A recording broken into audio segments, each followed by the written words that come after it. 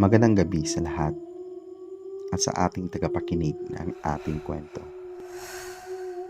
Ngayong gabi, inyong maririnig na kwento ay hango sa totoong buhay na pangyayari.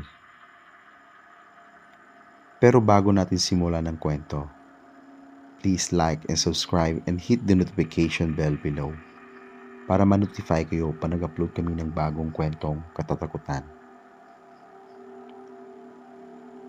Ako pala si Jan Age Hernandez. Ako pala ay may asawa at anak. Ang aking kwentong ibabahagi ay aking karanasan sa UP Los Baños. Noong mga gabing yun, nag-away kaming mag-asawa.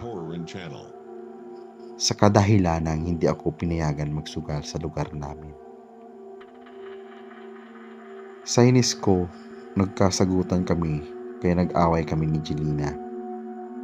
Pinalayas niya ako noong mga gabing yun, pero di niya alam, dala-dala ko ang benta ng tindahan, pati yung pera namin.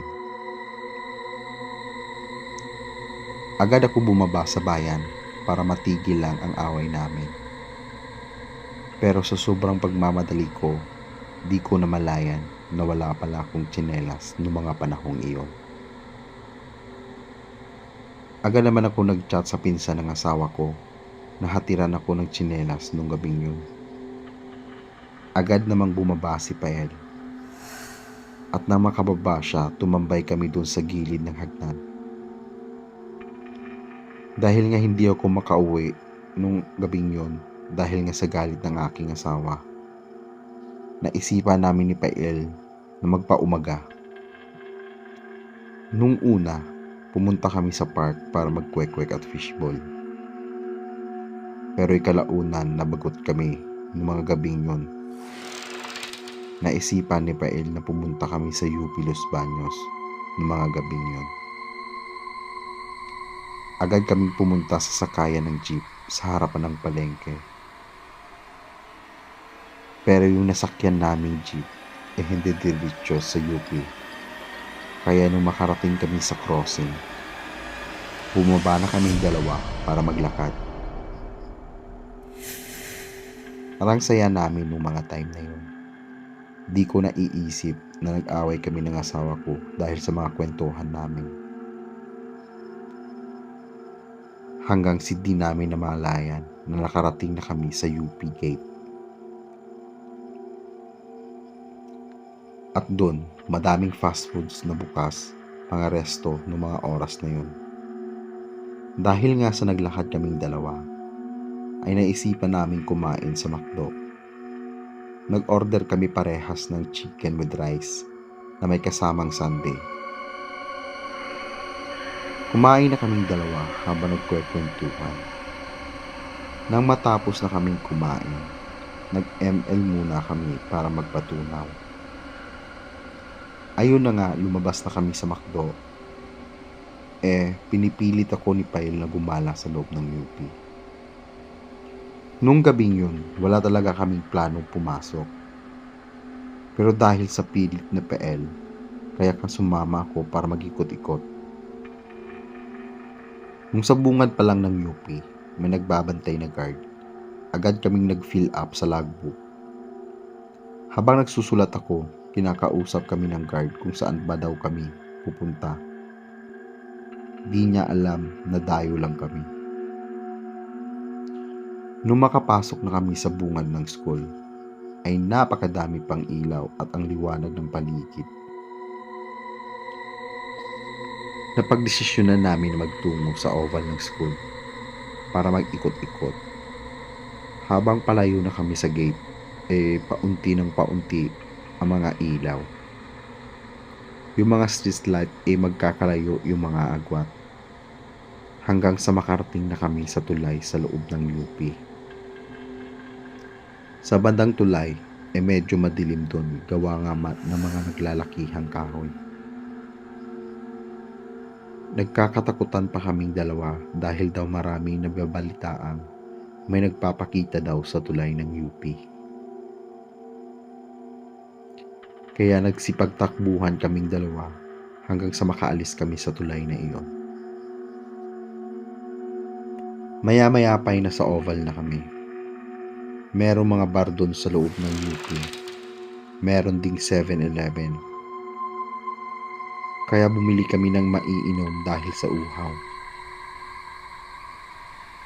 At doon na nga, nag-ikot-ikot kami sa oval patungo sa tower ng UP. Nang makarating kami sa tower, umupo muna kami sa bench para magpahinga at magmuni-muni. Nagkwentuhan kami hanggang sa napatingin ako sa taas ng tower. May nakita akong isang lalaki doon na nakatingin sa amin. Kaya agad ko sinabi sa kasama kong si Pael. Noong una, akala ko'y mamalikmata lang ako. Kaya tinitigan ko ito ulit. Pero andun pa rin yung tao. Kaya agad kaming tumayo at nagtungo dun sa may entrance ng tower. Pero laking gulat namin nang makita namin na sarado yung gate ng tower. Kaya napatanto kami kung paano nakapasok ang taong iyon. Samantalang sarado yung gate ng tower. At doon na namin napagtanto na hindi tao yung nakita namin. Agad naman kaming bumalik dun sa side kung saan namin nakita yung tao. Pero pagkabalik namin, hindi na namin makita yung lalaking nakatitig sa amin sa taas ng tore. Kaya umalis na kami sa lugar na yun.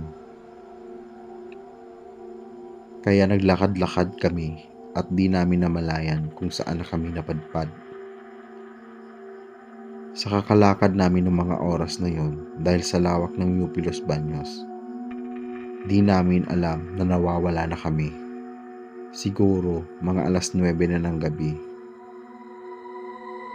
Pero ang pagkakaalam namin ay nasa paahan na kami ng Makiling Hills. Doon kami napadpad sa mga dorm na malapit sa gubat. Sa dorm ng mga forestry.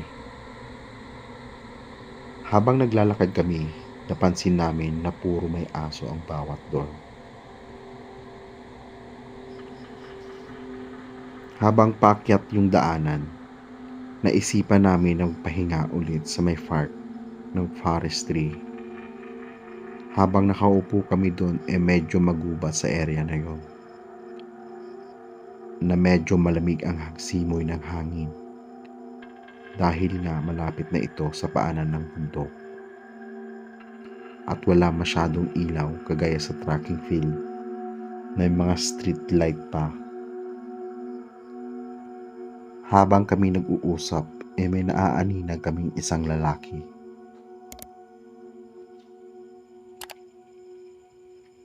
Nakatayo ito sa bandang dilim. Nung una, akala namin tao, pero di ito gumagalaw. Kaya napagtanto namin na isa itong statwa. Kaya binaling namin sa ibang bagay ang aming pag-uusap. Please like and subscribe Horror Channel. Nang makatayo na kami, napansin namin na nawala yung tao. Kaya dun tumayo ang balahibo namin at nagsipagtakbuhan na kami pababa sa Makiling Hills. At nang makarating kami sa baba, nasalubong namin ang guard na hingal kami. Sabi ng guard, wala ba daw kaming nakita? Tanong niya sa amin. Doon na kami nagkwento ng mga nakita naming lalaki na 2 beses nagpakita sa amin na para bang sinusundan kami. At naikwento na ng guard sa amin kung sino yung nagpapakita na iyon. Isa daw kaluluwa ng estudyanteng di matahimik. Dahil daw sa di siya ipinasa ng kanyang guro, kaya daw siya nagpakamatay. Tumalon siya sa tulay ng UP at doon laging nagpapakita ang multo pag sumasapit ang dilim. Minsan, yung iba nagkikwento tungkol sa estudyanteng nagpapakita sa kanila na bigla lang daw ito lilitaw at mawawala na parang bula. Kaya doon na namin naisip na umuwi ng bahay. Maaari din kayo magbahagi ng inyong kwento tungkol sa inyong karanasan para maitampok namin ito. Mag-email lang sa aming email address